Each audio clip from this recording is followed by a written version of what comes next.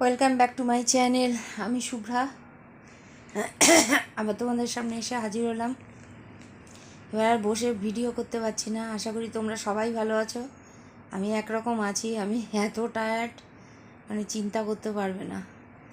বসে ভিডিও করার আর ক্ষমতা নেই। এই শুলাম 5:30টার সময়, জানো। বাবা পুরী থেকে এলো শতাব্দী করে।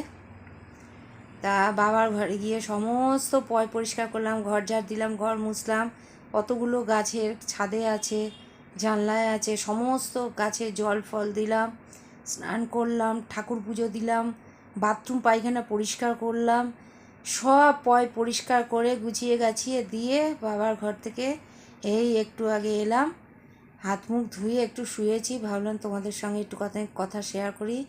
বাবা পুরী গেছেন, এই আজকের ফিরলেন, গেছেন বন্দে ভারতে, এলেন শতাব্দীতে।